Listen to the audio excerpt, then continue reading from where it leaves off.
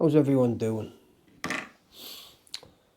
16 hours rotten in your own faeces. Imagine that. Just imagine being laid there for 16 hours, rotting in your own filth. Imagine it. Well, that's basically what my mum's been dealing with over the last few months. Well, the last couple of years, to be frank.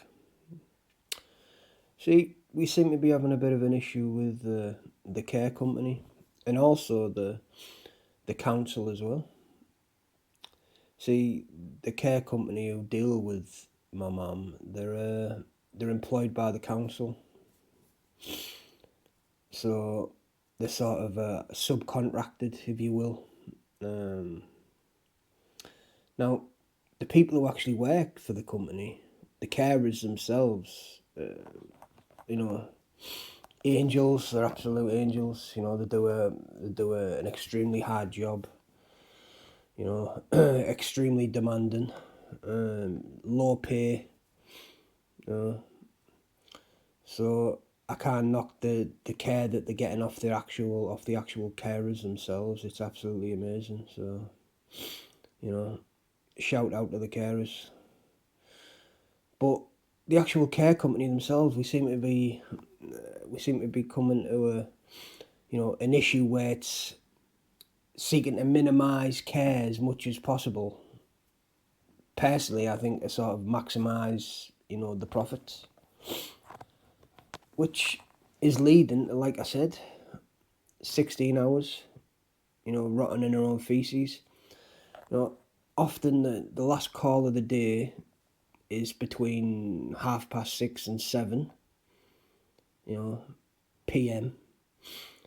And the next call the next day is often at 10 o'clock, sometimes 10:30, 11. It's even been 11 a few times. So, you're looking at 15, 16 hours without a change, without, any personal care. And, it's not good enough. And only recently, only the last 2 weeks, she's developed a cellulitis infection. Cellulitis, for anyone who doesn't know, is an infection under the skin. It's often suffered by diabetics.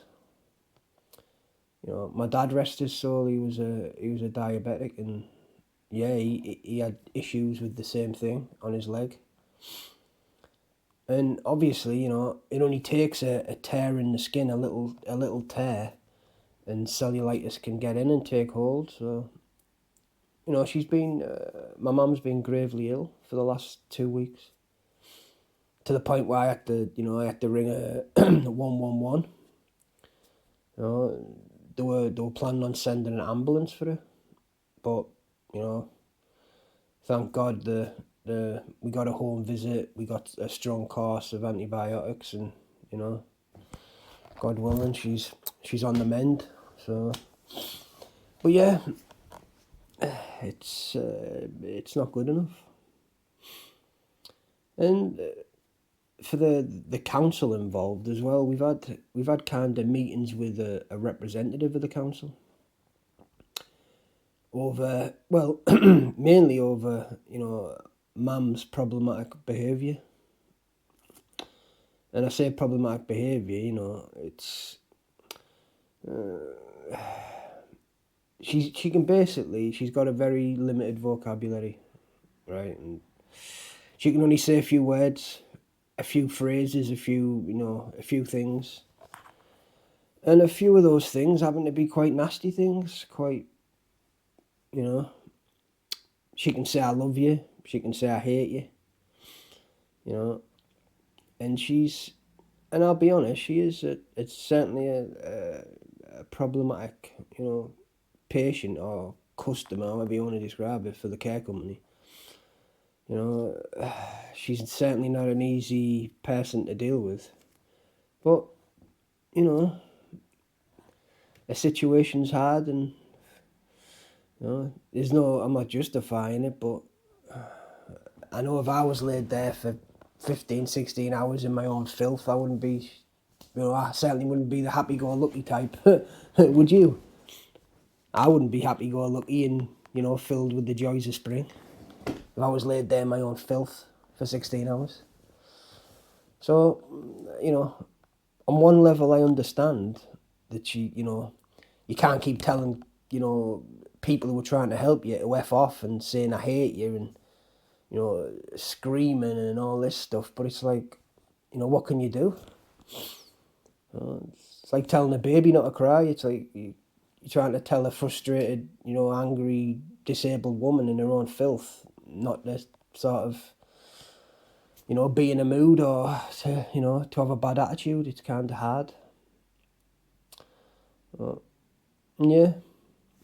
And when we met the representatives of the council, they even sort of threatened to withhold the care. They actually said that to my mum, personally. They said, you don't want the care package to be removed, Susan, do you? You don't want the care package to be removed. Actually, like, sort of threatening that they're going to withhold personal care from a disabled woman, rotting in her own filth for 16 hours. Now, this is probably, this issue has probably come up 3 or 4 times, over the last several years, and there's been improvements. They rearranged the timings, which, it was an improvement, and then slowly but surely, it kind of always slipped back to the old ways, which is basically obviously more, advantageous to them or convenient to them, which is basically 6:30 on the night till, usually 10 o'clock, 9:30, 10 o'clock the next day, which, is not good enough. And obviously it's hard to take and it's hard to accept. And obviously I can't do personal care work. I can't change my own mother's fucking, adult nappies, for want of a better word, pads. I can't do that. So basically, if she, if she, goes to the toilet, if you like, at 9 o'clock on the night, she's basically sat there in her own filth until 10 o'clock the next day. Which, certainly not good enough. But now that it's actually led to a major infection and she was gravely ill, I think it's kind of, it's the final straw with it. So yeah, this is no whinge or, this is no, nothing to do with the actual carers themselves, The most amazing group of girls, like I said, hard job, hard work, low pay, dealing with different people all the time and problematic people, which, Mum is one, there's no doubt. I don't deny that for a minute. A mean old lady, rotting in her own filth, if you like. But yeah, it's not good enough, and, it's upsetting, frankly. It's hard to watch, it's hard to take. But obviously, it's nothing to do with the carers. You can't say anything to them. They're just doing as they're told. They've got numerous other people to deal with. So,